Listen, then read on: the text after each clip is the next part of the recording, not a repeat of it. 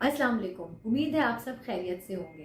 दोस्तों, आप में से कितने लोग इस बात के कायल हैं कि किसी भी शख्स की कामयाबी के पीछे सबसे बड़ा अमल दखल उसकी जहानत का होता है। हम आज इसी टॉपिक पे बात करेंगे। This is the story of American psychologist Lewis Terman who used to work at Stanford University. After First World War उसकी मुलाकात एक ऐसे बच्चे से हुई जो गुर्बत की वजह से स्कूल नहीं जा सकता था। वो बच्चा एक स्कूल में सफाई सुथराई का काम किया करता था और जब उस स्कूल के बच्चों की पियानो क्लासेस होती थी वो चुपके चुपके उनके लेसन्स लर्न कर लेता था। And the music he produced was beautiful. तो जब टर्मन की उससे मुलाकात हुई तो उसने सोचा कि इस तरह तो दुनिया में बहुत सारे बच्चे ऐसे होंगे जिनका टैलेंट इसी तरह झाड़ू पोछे में ज़ाया हो रहा होगा। तो उसने सोचा कि मुझे जीनियस बच्चों के ऊपर एक रिसर्च करनी चाहिए। उसने 1921 में ये काम शुरू किया और इसको उसने स्टडी ऑफ द गिफ्टेड का नाम दिया। उसने अपने फील्ड वर्कर्स की एक टीम तश्कील दी और उनको कैलिफोर्निया के डिफरेंट स्कूल्स में भेजा और टीचर्स से कहा कि अपने ब्राइट स्टूडेंट्स को नॉमिनेट करें। उन स्टूडेंट्स को उसने एक IQ टेस्ट दिया और यहाँ पे मैं आपको ये बताती चलूँ कि Terman was one of the inventors of Stanford's IQ test, Stanford's Binet test, जो कि आज भी लोग अपने IQ को टेस्ट करने के लिए देते हैं। पहला IQ टेस्ट दिया, जो टॉप 10% बच्चे जिन्होंने क्लियर किया और टॉप 10% में आए उनको उसने दूसरा IQ टेस्ट दिया और उसमें से जो बच्चे 130 एंड अबव IQ लेवल के आए उनको उसने एक तीसरा टेस्ट दिया। इस तरह 3 टेस्ट से गुजार कर he chose the best and the brightest.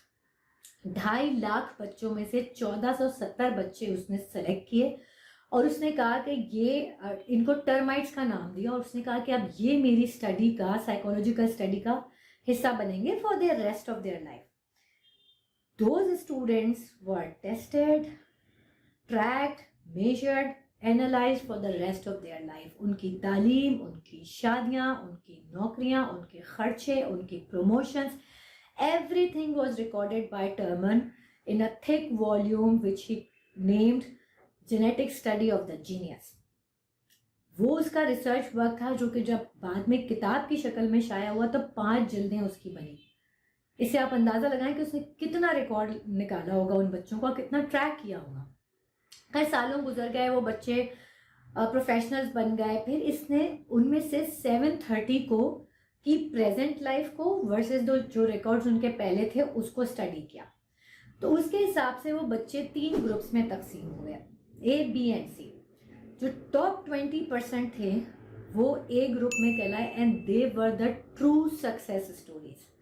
Doctors, engineer, जजेस, एकेडमिक्स, यू नेम इट। 60% जो थे they were doing above satisfactory level. अगर बहुत नीचे ऊंचे नहीं थे तो बहुत नीचे भी नहीं थे। लेकिन जो 20% थे जिसको उसने C ग्रेड में डाला वो बच्चे थे जो या तो जॉबलेस थे या बहुत ही मिजरेबल लाइफ गुजार रहे थे। And 1/3 of them were college drop outs. शौक लग रहा है ना आपको? टर्मन को भी लगा था, क्योंकि ये वही बच्चे थे जिनका IQ लेवल 140 से 200 के दरमियान था। आइंस्टाइन का IQ लेवल 150 था। इससे आप अंदाजा लगाएं कि वो बच्चे कितने जीनियस होंगे। टर्मन का तो ये मानना था कि किसी भी इंसान के पास जो सबसे बड़ी सलाहियत होती है ना वो उसकी जहानत है। जहानत से बड़ी कोई चीज़ इंसान के पास नहीं है, उसका ये कहना था। लेकिन जब उसको ये रिजल्ट मिले तो वो तो शौक रह गया। उससे कहा ऐसा क्या हुआ जो इतने ज़हीन बच्चे पीछे रह गए।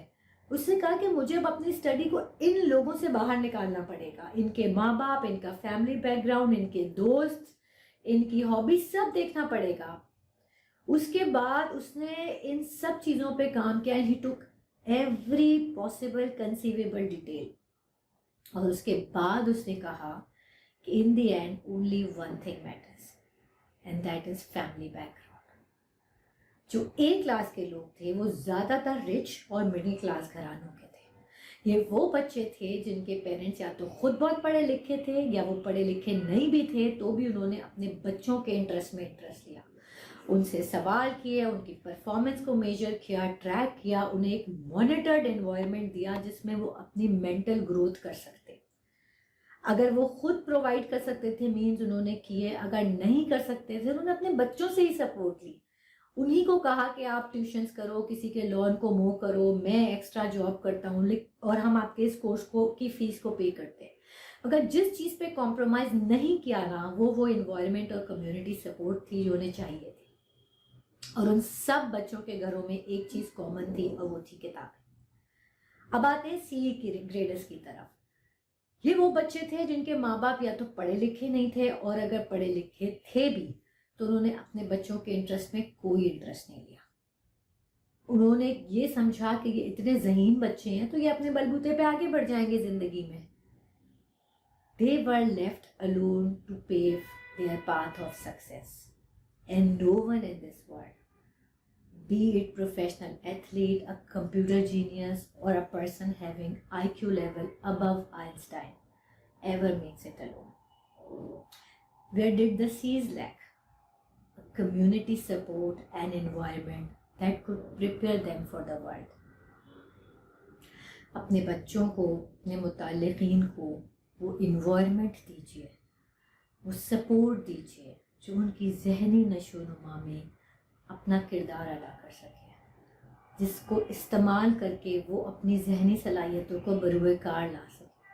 Because intelligence alone is not enough. सुनने का बहुत शुक्रिया। अल्लाह हम सबका हाफिज़ होने के बाद।